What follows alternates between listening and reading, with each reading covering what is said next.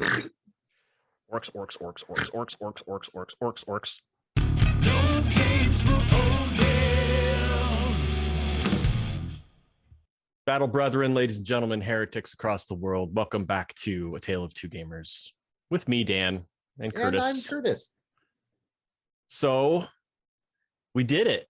We did it twice. We played the game. Yes, almost correctly. Yeah, we had some rules problems. One of the staff members came by and slapped our wrists and said, "No, you're doing it wrong." And so we had to correct that. We'll just put an asterisk on our records. It was for fine. narrative, and since we were both using the wrong rules the wrong way, I feel like it was as fair as anything. Sure. So yeah. There were definitely no advantages that were provided by our failure. If anything, both of us fought worse than we would have. I don't know. Just saying it's yeah, I don't who knows? Yeah. Who knows? I mean, what we were doing, for those of you who are familiar with Kill Team, the melee combat rules, you both roll your dice and then you kind of do a round robin back and forth of how you're going to use your dice. And we were doing that completely wrong. We were lining up our dice saying, okay, so with this die, I'm going to attack you. And then the defender was we were allowing the defender to immediately parry, but that's not the way apparently the rules are supposed to go. We were doing it like the attacker always gets a hit in, which makes the melee combat much more lethal, which is exactly what I needed as an orcs player. I needed to be in close combat, and I was doing that. I was getting them into close combat. It's just we weren't using the close combat rules right, so my orcs were not doing what they were supposed to be doing. So that was I think your Slasher boy was probably did have his lethality truncated a little bit. For the first game, we played the open play mission from the main rule book. It's the only open play mission that's listed, but I guess you can play any of them. That mission has 4 objectives, somewhat located near-ish the middle of the map, and you have to run up and claim the objective to score victory points. And that was a really good match. I thought it came down to final die rolls, the last turning point, and we ended literally up in a draw. The last moves. That was control the kill zone. Okay, from the main rule book. That is what that is called. Okay, great. On page 86. And it came out to a draw. We were 4 victory points apiece. Yep. I was surprised that happened. Really, honestly, I have never been good at playing Warhammer. I enjoy it, but I've never been good at it. And you always kick my ass every time. Going back 15 years when we started playing 2nd edition. I guess sure. We have had limited games though, and especially with 40K, I was a pretty hardcore player from like 99 to 2005. Yes. Back in the day, the Games Workshop stores had the battle bunkers that were across the country. And so the LA battle bunker was really close to where I lived at the time. It was in Westminster and I was living in Huntington Beach. And we had a game club. We were the Chosen. And that was the name of the game club? That was the name of the game club. Okay. Yeah, and it was a big old group of really cool dudes. And we actually got hired by the local Games Workshop store to build multiple tables for Games Day that happened in Ontario back in like 2000. Okay. And Ontario, California, not Ontario, California. Canada. Correct. Out by the airport in California. And one of the airports in California. The only airport. There are many. My buddy Matt Staley, who was a very, very, very talented artist, was featured in several Games Workshop publications showing how to build terrain. Built a giant like Minas Tirith for the Lord of the Rings game. It took up like 3 tables. It was huge. Whoa. He also Wow. built a Fantasy Battles castle that was part of a big thing they did. It was really impressive. It was really cool. I still have some pictures of that That's somewhere. I the don't even know kind how of to find them. thing that should have ended up on a YouTube channel at some point if YouTube had existed back then. Yeah, back then YouTube didn't even exist yet. I was hardcore. It makes sense that I would do damage because you were really Yeah. casual. You were really casual. I still am. I'm so casual. So cash. Cash core. Right? I don't know. What is this trend of coring everything? I don't know. Whatever. Hey, so anyway, congratulations on your what was I going to say? Your victory, but it was a draw. So It was a victory- draw. It was a a victory draw. for me as the Orcs, because if you don't lose, you win as the Orcs. Exactly. And That's the footnote attached to my asterisk in my battle log. the only like solace that I have is that I killed nearly every orc that was on the table and had significantly more Gene Stealer cultists on the table by the end of that game. I don't think nearly is the correct word. I believe entirely. No. There was still that one. Did I have one guy left in that first mission? I couldn't kill the. I believe it was the Slasher Boy that ended up surviving. Oh No, I Slasher take him out Boy early? went. That's the disappointment that I have, that I took away from that mission. While I tied you in terms of victory points, I don't feel like I used my orcs well. There were plenty of instances when what I should have done was use the knob, who has an ability to grant an action point to somebody at the beginning of his turn. And your comms boy also Why has the ability to give an action point too. Yeah. So I wasn't doing that. I was sometimes waiting until almost everybody had been activated before I activated the knob. Should be activating the knob first. Your almost first. your video And then- game skills are showing. Yes. Is what it is. Yeah. So that was my big takeaway, is I really need to figure out the best use of the knobs and their different abilities, because I failed on that front, and it showed big time in our second game. Yeah. But I was So- really disappointed with the Slasher Boy. I was really disappointed with the knob. I ran the knob up early. Not early. I ran the knob up into what I thought was cover, and it wasn't. And so you just riddled him, because I was going to have him sneak around. There was this like mound on the side of the battlefield, and I had him up next to it. And I thought that was a cover point, and I was going to have him sneak around, come around it was the side. a cover point. It's just that I had a vantage point, so yes. I could. Yeah. Yes. I We had- all understand. The Sanctus Sniper. Yeah, with your BS homunculus that sees through everything. That looks great. Look at that. Look at that little gremlin homunculus thing.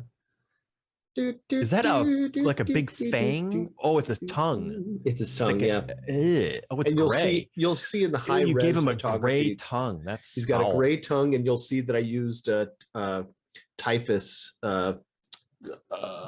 Nope, Nurgle's rot to Oh. give it like a green slimy Okay. coat on it too. All right. So he's got like allergies or something. You know, give him something gross. He's a gene stealer. It's not a He's a gene He's stealer not a familiar. pox walker. He's not a pox walker. No, but he still has slimes. That was our first battle. And all of the footage that Dan may be including on this from the overhead is footage from that first battle. Played Where- probably at 4 to 8 times speed.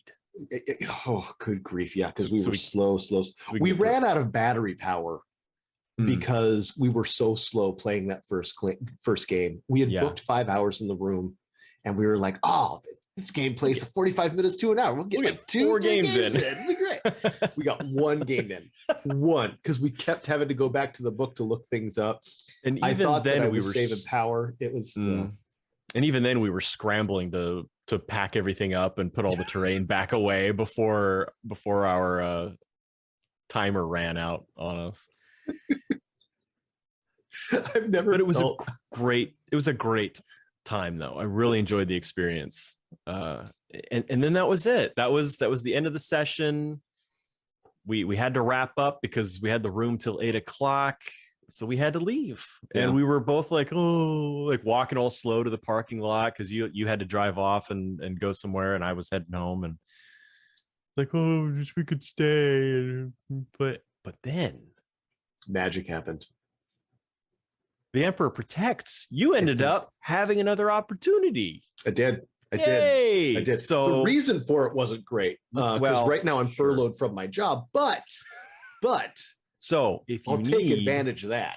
if you have a job opening at the place you work where Curtis would fit in with his skills, give him a call. Where did you I'm go? ready to work for you.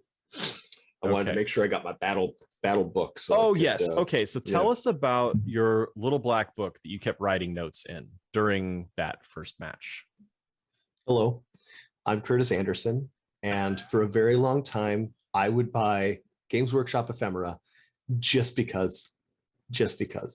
However, one of the cooler things that I think that they've produced, and this came out during 8th edition, is the Battle Journal. Now, the Battle Journal was originally created with 8th edition in mind. So it's got a breakdown of what the army faction is, who your opponent is, the names of the warlord. If it's an event, it gets a note section, command points, victory points, blah, blah, blah, blah, blah, blah, blah. I do have some funny notes in here on our first one. So because we were looking up so many rules, I did not take copious notes in here. So notes start off right away with first game in a long time, all capitalized with an exclamation point. Forgot so much. That is the first note. Uh-huh. The second note is used 4 neophytes to take out Slash a Boy. So apparently I remember now ganging up on him because he was coming around a corner and we just all were just like, no, we're coming. Yeah. I just overwhelmed him. Yeah. Just That overwhelming. was so disappointing. I really wanted to get him in there and start carving up some stakes, but you killed them because the Slasher Boy was eventually eliminated by an auto gunner who had to shoot into the corpses that were left. So you took out those 4. Good work. And then my Flamer took out a Knob. yeah. And then my Keller Morph, which, oh my lord, I wish I would have understood this when I understood this. He did 18 damage to one character. And then because he has a power to be able to do 2 shoot actions in a turning point, turned around and did 18 damage to another one of your orcs. Yeah. Just turned two of them to paste. Yeah, and none of the orcs have that many wounds. I think Yeah. the majority of them have 10. I think the Knob has 13. Something Yeah, like that. I think even the So it highest was count just is like insta 12. kills. It was Yeah. insta kills for you. And I did make a note that the Gene Stealer cult did wipe the board.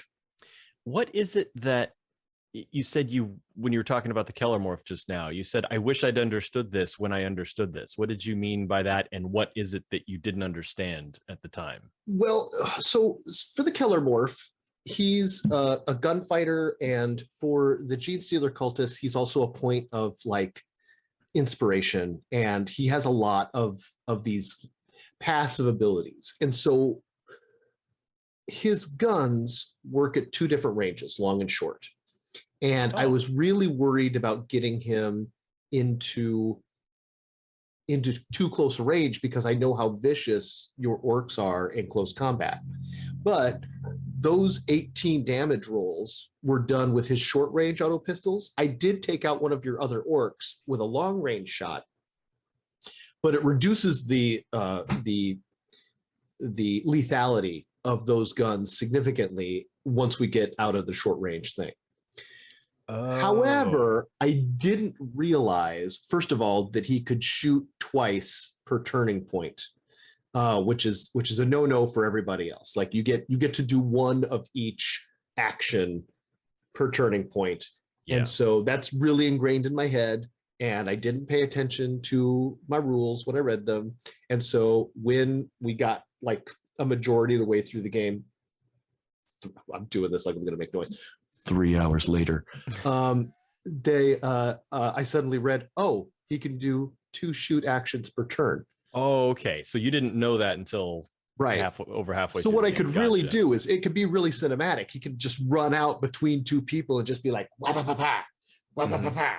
And then, you know, I got you. if yeah, anyway. So neither So of us were we just fully weren't fighting it. understanding Yeah. our guy.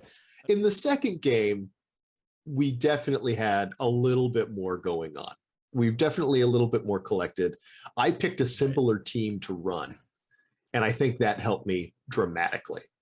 Yeah. So tell us about your team for the second match. I've only got the orcs, but Mhm. you have multiple kill teams. So tell us about your second kill team for our bonus game that we ended up getting to play a week later. So when I started playing Kill Team in 2018, that was when the Necromunda Enforcers got released as well. And I have always been a huge fan of the Arbides that were like the Judge Dredd replacement once Games Workshop lost the license to Judge Dredd. I just always thought their helmets were really cool. And they run around with shotguns. Which seems like a weird weapon to have in 40K because I'm so used to everything being on wide open battlefields. But if you think about Necromunda, that is, you're in a hive city, close quarters, narrow corridors. So of course a shotgun is going to be effective.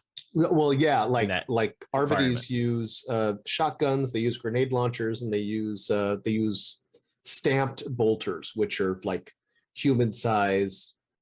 They're lore wise, they're human size bolters, but the lore has been retconned pretty heavily as far as how bolters go, because back in the original 1987, Space Marines were able to use bolters because they could handle the recoil, even though there's no recoil in a bolter because it fires a caseless shell. But now it has a case, so it does launch with a cartridge that can be ejected, and then it takes off like a gyro jet gun after it leaves the muzzle. And we always had bolters that were actually being able to be used by humans without power armor. But then there are the ones that are made for the Adeptus Astartes. And then, oh my God, they made Magos Call made the bolt rifles, which are significantly bigger. Humans definitely can't use those. So the lore for bolters has gone through some shit. But if you go back and read like the old Necromunda rule books and the lore sections and stuff, Necromunda makes a whole bunch of equipment and they stamp out like utilitarian bolters. They're not built the same way as like Space Marines bolter is, which is hand built by serfs with tiny little fingers and jeweler eye things. They're just factory made bolters. In game, they're as powerful. They work the same, but they're cheap knockoffs of like hardcore mastercrafted bolters. So the Adeptus Arbides run around checking out Imperial crime with shotguns, grenade launchers, suppression shields, and shock mauls and bolters. Okay.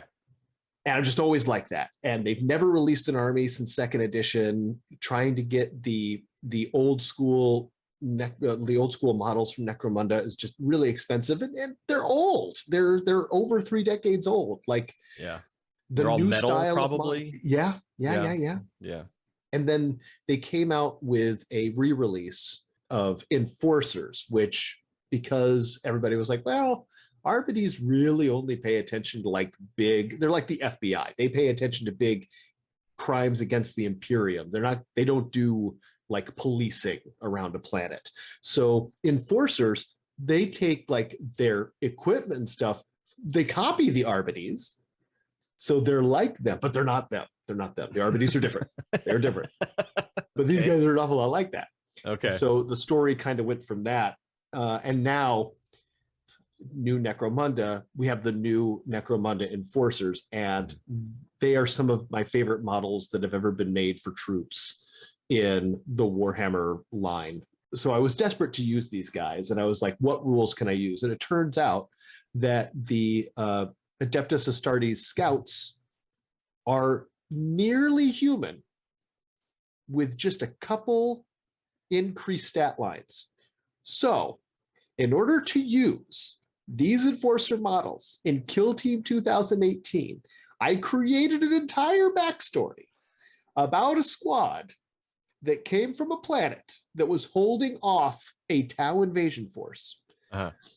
And in their last ditch effort, they, along with what was left of the Adeptus Arbites, secured themselves in the Arbites fortress precinct and held off Tau attacks from there. And as their equipment died off, they would re-equip themselves with the existing Arbites equipment. So they're all in Arbites armor. They've got all the helmets, blah, blah, blah, blah. Since they survived and they were able to be extracted from the planet, they were assigned to Van Leeuwen's leftovers, as all partial squads are. And the Inquisition and Munitorium let them keep the equipment they had gotten used to using, but they're used as a special forces group to go do special operations as well as be veterans when fighting on the line. All of that narrative justification, just so I can have cool little Whatever enforcers on the Whatever thing. you got to do, man. But now I've got like a really big narrative for these guys. It's stretched over a couple years of like their growing stuff. Each of them have That's great. personalities, so it's an awful lot like the Colonial Marines in Aliens, where each of them has like a nickname, and they've all got a personality. And honest to God, it is remarkable how much my DM storyteller actor brain just goes in and is like, this is what you do, and this is what you do, and this is what you do. Every Games Workshop occasionally through the Black Library will do like have a story submission. And so I actually didn't finish in time, but started a story about the squad that I was going to submit. Oh, fast moving vehicle. That I was going to submit to the Black Library to see if we could turn this into a short story and get that going. But have to wait for their next round there. See how that goes. All Yeah. right. Are you still writing it? Are you done with it, or what's the deal there? I think it needs revision, but I also okay. don't. There have been other things to focus on, a couple bigger fires to put out. Of course. So yeah, Of yeah. course. But anyway, so that being said, I've been playing with this Adeptus It's like a Arbites. 20 minutes of backstory just to get to this point. It's all getting cut. I thought this was a simple question, ladies and I've been- gentlemen. I've I been didn't playing- know. I've been playing with them with Scouts rules. So Okay. most of them have shotguns, a couple of them have bolters. But because they're Space Marine Scouts, I could also have one guy with a missile launcher. Oh yeah, F that guy. That so much carnage on my end of the battlefield because of that one missile launcher. I just couldn't get into a position to take him out. Well, to be It fair, was I had him in a so really good spot. frustrating. I had him in a was really good spot. so frustrating. F that guy. Yeah. His So- nickname is Boom. F your And F your gene stealer sniper with the little all-seeing homunculus, and F your Arbites missile launcher guy. yeah, And F he did. you. Yeah. Yeah, it was pretty vicious. A good craft was, missile man. will take out an orc pretty Oh damn my quick. god. Oh yeah. So that map, I guess we should say the second game we played Fuel Run, which is mission 1.3 in the Octarius book. In that mission, in the center of the map is a fuel pump. And the mission is to rush your kill team in there, pump some fuel, and every time you, as the action is called, siphon the good stuff, you earn a victory point. There are also 4 objective markers in the corners of the battlefield. And at the end of the 4th turning point, you are scored based on the objective markers that you currently hold and the number of fuel cans you have siphoned and have control of. That's important because if you eliminate an enemy unit carrying a fuel can, there's a chance that the fuel can will explode, but if it doesn't, the fuel can drops and you can go pick it up. So you can control that fuel can. So there was a lot, it was just more involved than the first game where it's just go hold this objective marker. Mhm. But this one was like, okay, there's objective markers, but also I've got to get the fuel because I earn instant victory points by doing that. So that was my focus. It was like, I got to get as much fuel as I can to rack up some victory points because I knew your guys were just going to annihilate my orcs because they were all like long range shooters, and it turned out that way. It really did. You wiped the board. So anyway, I enjoyed the dynamic nature of that second mission that we played. It was a lot more back and forth. I mean, admittedly, the first game still came down to the last turning point, the last move, the last roll, literally the last. It was down to the last everything. But this one felt like we were playing a movie. Even my notes in this are more like Cinematic. dynamic. Like it just comes off. I was the defender. The sniper orc snuck in really close because I remember you had a special ability to get him to sneak in. Yes. And then next thing I know, Yes. he While was concealed. right on my ass, and he was above me, and he was in a spot where he could shoot everybody. But I still got first blood because my missile launcher guy, Boom, killed your convoy from across. Yep. Like Yeah. fired directly into my drop zone and just Yeah. took that dude out immediately before he could do anything. Again, he's got these abilities where he can dish out action points, and it didn't happen. Yeah, your breacher boy got to the spigot to release fuel first. Yeah. And I have that written down in panicked scribble. So that must have, I know that actually bothered me. I was like, crap, he's already in the center. So I got him in the middle. I got your sniper looking over me. Although the next one I've got is that the character called Stay Down took out the sniper boy, crawled up, just Yeah. I think it was a shotgun to the forehead. Yeah, because he managed to climb up to the vantage point where the sniper was and just took him out at close range. So my sniper didn't actually do much. So that was another disappointment for me, is that my sniper boy, I was really excited to finally use an orc that can actually hit something with a ballistic weapon, and he didn't really get the chance. So He did not. That was sad. He did not. Yeah, That was which very sad it was a for shame me. because you got him in a really good position. Mm-hmm. Yeah. Mm-hmm. Unfortunately, I just had a lot of people who could run up there and just be like, crap, take him out. Yeah. You did. Okay. So one of my characters is called Snake Eyes. I was creating the squad for Kill Team 2020. I needed one more dude that just had regular weapons, not a special weapon, because the options are different from 2018 Kill Team. And so I got them together, but when it was time to play my first game, I didn't have time to paint him. So he was just all primed black. Little known fact, for people who may not remember G.I. Joe in 1984, a real American hero when it was first released. To save money, the character Snake Eyes was released with no paint apps. They just printed him in black plastic.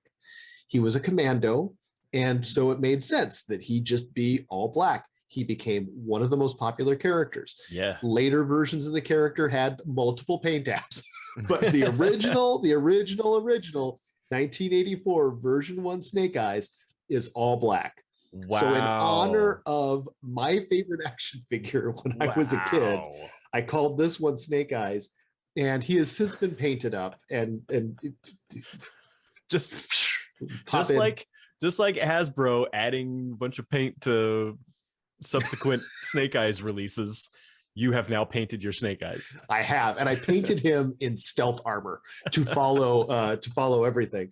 But so Snake Eyes, even though he's the newest one, I have an unreasonable attachment to as far as a character. And you nearly killed him right off the bat. You got him down to 1 wound, and with your shooter boy, and so with all I had left, He ran at the Shooter boy and killed him before he lost his last wound. Oh, so disappointing. It's Yeah. funny that you and I both have characters named after G.I. Joe characters. My Rocket Boy, I've named Zuka after Bazooka. And I even considered painting like the G.I. Joe character he's got like a red football jersey with like Mhm. I think it's blue and white letters. I think maybe there's like white background and blue or numbers. And I considered doing that with this guy, like giving him a red shirt, not quite as bright as the G.I. Joe one, but just making it, little homage there. But I didn't. I haven't yet. I Then you could put a blue and white glyph like I right s- on his chest. I still could. Right now, he's just in black. He's got a black. He's unfinished. He's the one who's still unfinished after all this time. But I think that's interesting that you and I both have characters named after G.I. Joe characters. Hey, and speaking of bazookas, the next thing that happened was Boom took out your Burna Boy with a crack missile.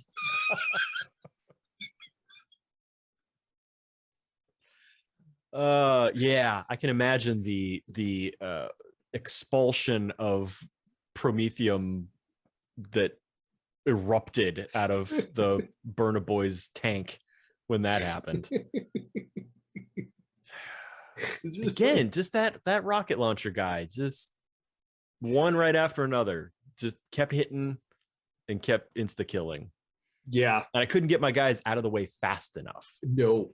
It was No. just like that first one happened and they were like scatter and you're like rapid fire. I just couldn't get them into a position where they were safe from him.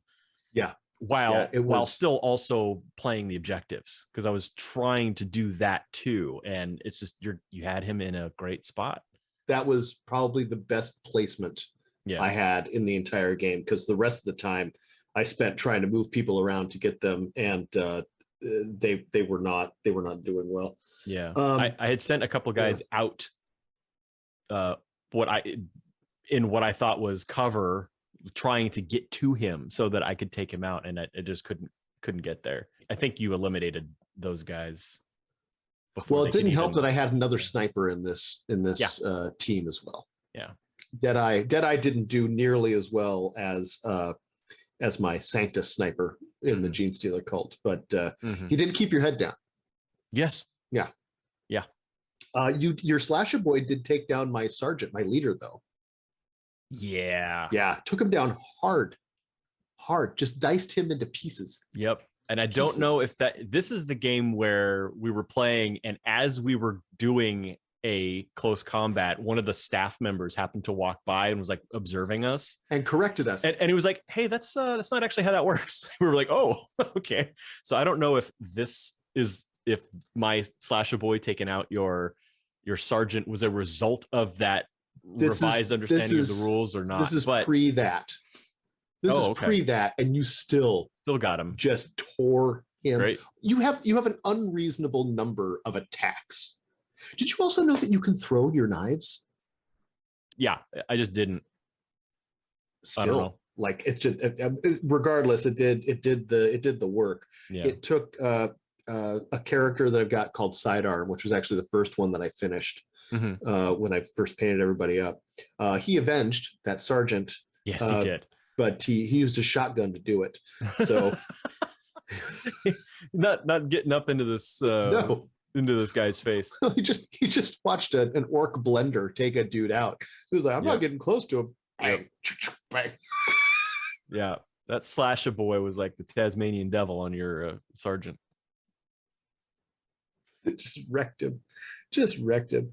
And then your orc boys killed a guy that I've got, which is just a regular trooper called Stomp. They were teaming up on Rookie, who is one of my bolter carriers, and I tried to move somebody in there and they just went nope. Just shivved him and killed him. My sniper did take out your knob. That I have recorded here. So Mhm. yeah, so that was good. And then Yeah. The knob. yeah. The Yeah. knob has, I've got the power claw knob, and I really wanted to make use of that power claw because it has the brutal special rule, meaning the defender can only parry with critical successes. But you managed to eliminate the knob in both games before I was able to do much. I think in this second game, I actually got him into close combat once, but yeah, you took him out quick, both games. Yeah. Well, he's scary, and he has a giant pincer claw. And I'm not sure if you're aware, but it has the brutal special rule. And then I can only use critical hits or critical. Yeah. And it's pretty rough. Thanks for clarifying that. Yeah. Would have been devastating had I been able to use it. Now, in this game, in the second game, you used your bomb squig, which you did not use in the first game. I didn't field him in the first game, correct? Yeah. You had plans with the bomb squig for the second game. I did have plans with the bomb squig. Tell me about these plans that you had for the bomb squig. You mean, did they come to fruition? I mean, No. what were they in general? What were they? Let's get a baseline for what you're talking about. You had an objective in one of the corners of the map. Actually, it was on my side of It was on your side of the map. Yeah. of the map, and you had gotten some guys across and claimed that objective. And there was a long pipe. Remember, this is the game called Fuel Run. So there's long oil pipes or Prometheum pipes, I guess, pipelines that I was actually run really around. proud of that map build. I feel like we did a really good job of putting that together. Yeah. It looked like a refinery. It was good. And so, and the bomb squig is shorter than those pipes. So I was like, oh, he's totally in cover. So the idea was to run this little bomb squig down the pipeline, behind the pipeline, and then jump out and surprise your guys. And the whole purpose of the bomb squig is he just blows up. The bomb squig doesn't survive generally the encounter. And you had a group of guys there, and I wanted that bomb squig to detonate in the middle of them so bad. It would have kept me from getting a significant number of points from those objective markers. Yeah, that was the goal. And I shot a guy. Yeah, you had a guy come around the corner and just boop, yep, pew, took him out with a bolter. Pew. Yep. And you hit him, and the bomb squig has the chance to explode when you kill them. And fortunately, there wasn't anybody else around, so he just went. I think splutch. If we had been playing like a campaign game, I think it would have been appropriate to destroy the section of pipe that was next to him. Probably. And added some kind of like battlefield effect, like smoke or something that would have made. But poor little bomb squig. Yeah, it was a good idea. It's just that bolters have range. Bolters have range. Yeah. And bolters in this game, oh my God, they actually work like they're supposed to work. They take things out. Mean? Well, like in 40K, a bolter's a pretty mid gun. Like Tau plasma rifles have better, like their base gun has better killing power. Shuriken catapults have better AP. Like for as feared as the bolter is supposed to be, it's kind of the standard armament. It's the thing that everything is gauged against when it really probably shouldn't be. It's a popularity of a faction has made it this mid-tier thing, as opposed to we should really be relating things to strength 3 and like making that kind of the base thing. But in Kill Team, a bolter pops off. That's doing some damage. That's taking people out. It all of a sudden is a giant shell that pierces inside, explodes, and can take you apart. Yeah. It actually does some real damage. Okay. All right. Yeah. Especially to a bomb squig. So then your Breacher Boy charged through a building and killed my Bill Paxton guy. So I'm still upset about that. Did I get And my revenge? And Yes. I only did that because I had just remembered that the Breacher Boy can do that. That's the whole point of the Breacher Boy. It's not, I mean, why is it? Why? Duh. God. See, I need more games. I need to Yeah. play more games so that I can do this stuff. Anyway, so I apologize for the Bill Paxton thing. I didn't know that that's who that was. Otherwise, I you would have just- let him live because everybody loves Bill Paxton. he and that breacher ram is just That is also a brutal weapon. Yeah. So the orcs have two potential brutal weapons in their arsenal. it's rough. Yeah. It is indeed brutal. Yeah. It is indeed brutal. Yep. So But in the end, we were able to clean the field of sure did. orcs, and because we were able to hold all the objectives and then the center, and I stole your barrel. Yeah. You didn't even need to steal the barrel though, didn't need to. because you killed every orc. You was could just- have siphoned as much fuel as your crew needed at their leisure. We just really wanted to rub salt in the wound. Yeah. Because that ended up being a pretty big blowout. That ended up being 9-1 in my favor, victory points wise. Yeah. Yeah. And yeah. But it was pretty savage. you had the only score until the end of the game. Because I never siphoned anything. So I never got immediate points. I only got points at the end of the game. Yeah. So yeah, it was That's why I was so focused on trying to get that bomb squig over to that crew that was holding that objective so I could hopefully eliminate them. But oh yeah. Yeah. There were two Yeah. objectives over there. There were two. If you would have gotten over there, you Yeah. would have taken out both guys, and you would have taken out the ability to control either of those. yeah. So yeah. Yeah. So I think my error was focusing.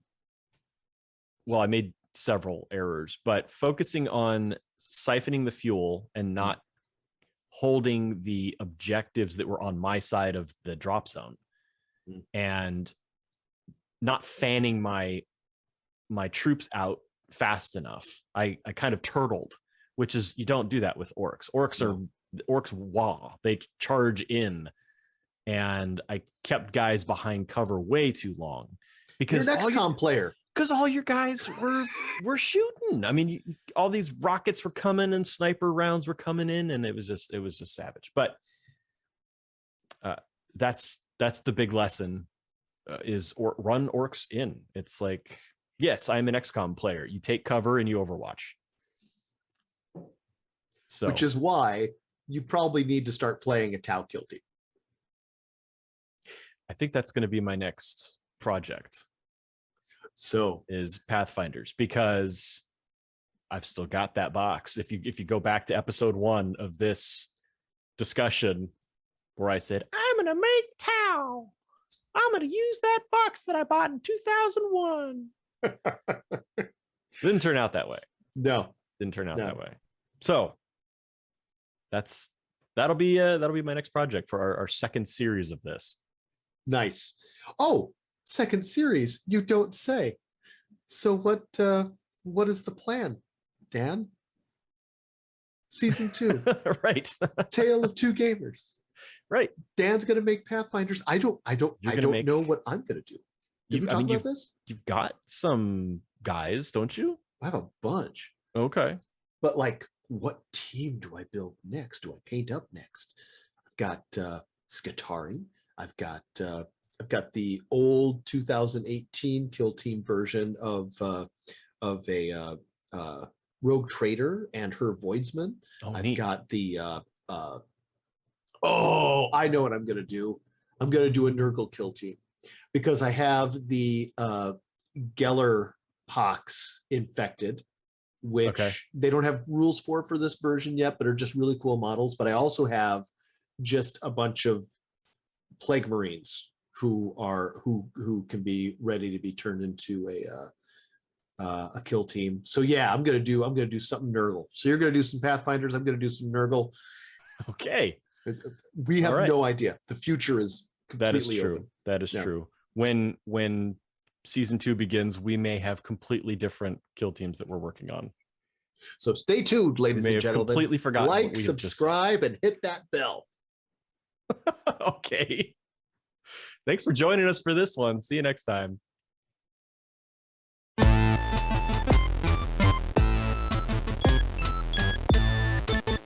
No games.